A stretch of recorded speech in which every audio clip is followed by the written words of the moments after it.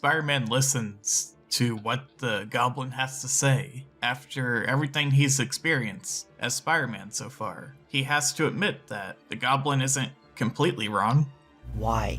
Why did you kill them? Oh, why you ask? Well, I'm no villain, Spider-Man. No. I'm a victim. I've been wronged by society and empowered to seek retribution against those who've wronged me. Is that really a bad thing to do? Extraordinary, brilliant scientists wronged, backstabbed by those lesser intelligent and worthy than me, turning my world upside down. And I simply want to use my gifts to right my wrongs, Spider-Man. You were exceptional yourself. And you want to know something, Spider-Man? We are held back by normal people. These lesser people exploit what greatness we have, only to spit us back out to find their next meal. Let me be your guide, Spider-Man. Or we could destroy, cause the deaths of countless innocents in our selfish battle again and again and again until we're both dead. Is that what you really want? The Goblin could tell he was getting this Spider-Man. The only way to truly have him on his side is to tell him the whole truth. He may have revealed more than he intended to, but with this info in Spider-Man's head, this can be exactly what he needs to push him over the edge. Once the Goblin departs, we move on to Peter seeing what exactly the city thinks of him. All over town, there are countless newspapers depicting him as a villain, as helping the Goblin terrorize the Bugle, and there's a warrant for his arrest. It's not fair, he thinks, always being put down in the dirt. Even now, he finally has the power to help people, to truly make a difference. But what do they do? Call him a villain, call him a freak. He thought that after high school, things could finally look up and people could see him for something different. No, there are too many bullies out there in the real world as well. Could the Goblin be right? They really aren't so different after all. The only difference is that he isn't a murderer. Is he? No, the man who killed Uncle Ben, he's dead because of him. He thought that his death wouldn't make him feel better, but now that he thinks about it, it does. That man deserved to die. Did the Goblin kill those who deserve to die too? The thoughts cloud his head, and he's extremely annoyed. He kicks over the newspaper box with such force that it shatters. This is when he runs into MJ like in the movie, and realizes that she was always the one who never made fun of him.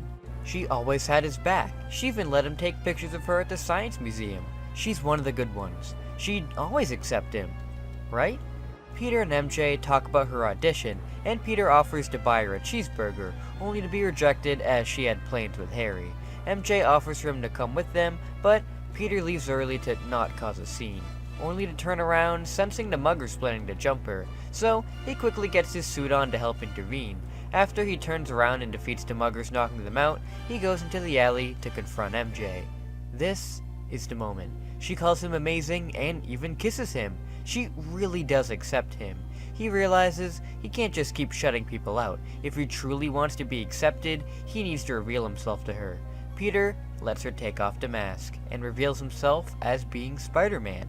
MJ can't believe this and has a lot of questions. The two go elsewhere to talk, and MJ cancels her dinner plans with Harry to discuss everything about Peter being Spider-Man. He makes sure to inform her that he didn't want to expose himself as he didn't want her to be in danger, though he needed somebody to actually talk to try and get his mind right about all of this. MJ says she will definitely be there for him and promises to keep his identity a secret from the others. She says it'll be their little secret, and they kiss again. Eventually, to get Spider-Man's attention, Goblin starts the apartment fire, which Spider-Man goes to stop it. The moment he arrives, the police swarm him, and he wonders if the fire itself was just a diversion to just bring him in. And even with a woman crying that her baby is still up there, the police officers are there to stop him. They just don't understand him. They never do. He goes in to save the baby anyways, though he gets shot at by the officers. After saving the baby, they continue to shoot at him once more as Spider-Man barely dodges the gunfire and getting a nasty cut at his arm. When he swings away to escape, he is caught by the Goblin once more, who tells him that even if he tries to do the right thing, he continues to get hurt in the end. These people don't understand him, no matter what good they try and do. his intentions are just to clean up the city, as he tries to explain. And he believes that Spider-Man can help him. He knows he was trying to protect James Jonah Jameson at the Bugle, but he's been slandering both their names. They both want the same thing, but nobody's willing to accept them for their actions, except for each other. Spider-Man hears out the Goblin, and he realizes that there are more people out there that are just like him, who've gone through so many hardships in their life and brought them to where they are today. He does think that he wants to do the right thing, he's just going about it the wrong way. He tells the Goblin that he can help him, and if they truly want to do the same thing, then he'll have to stop killing. The Goblin smiles. It worked. He says Peter is truly a good man, and he is glad that Harry had found a friend like him. Spider-Man is a bit surprised that the Goblin knows who he and Harry are, and then the Goblin removes his mask to reveal that he is Norman Osborn. Norman says he took off his mask earlier to see who he was, and after discovering it was Peter, he realized that maybe they could help each other, as both the Green Goblin and Spider-Man, and Norman and Peter. Learning that the Goblin is indeed Mr. Osborn, Peter accepts his offer and says that he'll do anything to help as long as Norman stops killing people. Norman says, of course, and that they better both go off now as they're late to the Thanksgiving dinner, and they can discuss more there. The two go off with the Goblin smiling that his plan worked. It was a good idea to call in the cops to tell him that Spider-Man lit a building on fire to turn them against him and to get him right into his clutches. As well, using Peter's respect for Norman as well to his own advantage. He's got him right where he wants him. Peter realizes that he seems a bit more stable now, and that Mr. Osborn's personality has managed to work a bit more in sync, though the Green Goblin has become more the dominant one at this point in reality. Peter says perhaps working together he can make him whole again, and Goblin says that sounds great. They both laugh off to why they're both sweaty, saying that they became gym buddies as after Peter got hired to work at Oscorp as Mr. Osborn's personal understudy, as they explain it. Harry starts to question things though, and Peter is trying not to have him figure out what is really going on. And he decides to steal a kiss from MJ, a Dio Brando style, and awkwardly saying I love you. What the heck was that for, Peter? I was gonna tell you sooner, but I guess you know that we're breaking up. What? After all I've done for you? Well, I kinda made you who you are, Harry, and you've yet to prove yourself otherwise, Dad. Come on, Harry. Let's just eat and we can discuss your sad love life over dinner here. Harry leaves the room not knowing how to feel anymore. Aunt May feels bad for Harry, so she goes to confront him. MJ tells Peter he did too much, and he goes to confront Harry. MJ looks at Mr. Osborn, and he shrugs as he goes to check on his son. Harry gets a cab to get away from Aunt May and goes home. Peter catches up to him and enters the house after they let him in, saying he just wants to talk. There's no point talking. You know very well you're a damn cheater. Hey man, listen, I guess I was too upfront, but you are my friend. I'd rather be honest than try to hide it from you. Hide it? You must have been for a while. I had no idea that you're this big of a douchebag until now. Whoa, take it easy, man. Shut up. You started this. You've taken away my girlfriend, my dad. He treats you more like a son than he does to me all of a sudden? What is going on? Peter jumps in to fight and wins fairly easily, but stops to cry, realizing what he just did, and Mr. Osborn walks in. Peter, did you start this? Peter stays silent with his bloody hands. It was me, Dad. I wanted to show you that I could fight for something without your help. Well, both of you made me so proud. My son has some backbone in him after all. But you were lucky, Harry. He was your friend, 'cause if he was your enemy, he would have killed you. Anyways, Peter, my son needs some alone time, it seems. Why don't you come down to my lab, and we can get started on the job? Yes, sir, Mr. Osborn. Why be so formal? Call me Norman, or something else. They leave to the lab. With Peter now having a job at Oscorp, he quits the Daily Bugle, that way Spider-Man won't be slandered in his name. Spider-Man and the Green Goblin go out together, with Peter trying to get Goblin not to kill any who don't deserve it.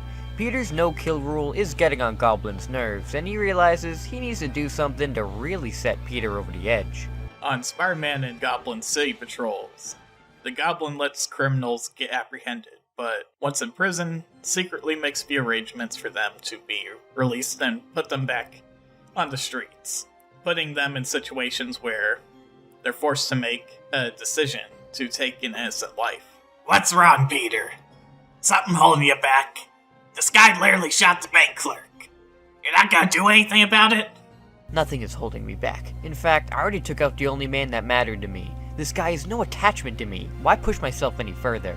Peter can't believe the actions of these criminals, as they all go off just to kill those with families. It's terrible. He starts to get the pictures in his head about these criminals killing those with families. He let that man go who killed his uncle, and since he didn't truly stop him, his uncle was killed. Is killing really necessary? Is the Goblin right? Goblin notices Peter beginning to question their actions, and he realizes now this is the perfect time to push him right over the edge. After doing some digging, the Goblin was able to figure out that the real person who killed Uncle Ben was Flint Marco, and gave this information to police as he busted him out, as he felt Dennis Carney didn't do it. After conversing with Spider-Man, he came to the conclusion that he didn't feel like the killer type would do, from what he could gather at first. And after some digging, he found out that he had a partner, which was Flint Marco. Just as in Spider-Man 3, Peter and Aunt May are called down to the station to be informed about Flint Marco, which angers Peter no end, as it did in that movie. He calls up Norman about it, and together they try to figure out what they want to do. And it concludes that they'll both go out to try to find him. Once they track him down, Goblin watches as Peter brutally beats down him for what he did to Uncle Ben, as it seems like Flint Marco had no more remorse for his actions. As Flint is lying there helpless, the Goblin goes to Peter and tells him that this man has caused so many crimes and doesn't care that his uncle's dead. And if he just lets him live now, he'll go on to do it again and ruin more lives, just like his. Just like those criminals are doing now. He'll kill others like Ben. Is this really what Ben would have wanted? Peter screams out in anger and webs in Flint closer to him and punches him as hard as he can across the face, breaking his neck. Flint falls lifeless to the ground, with his wallet falling out of his pocket, revealing a picture of his daughter. He had a family.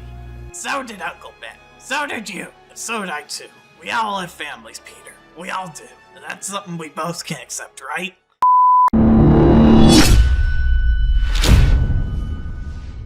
Hello everyone, Uncle Joker here. Make sure to subscribe to the Society if you want to see more content, and use those opposable thumbs of yours to rate the video. If you want to be notified whenever I make a joke, hit that bell, because, you know, YouTube isn't enough of a joke as it is. Until next time, toodaloo!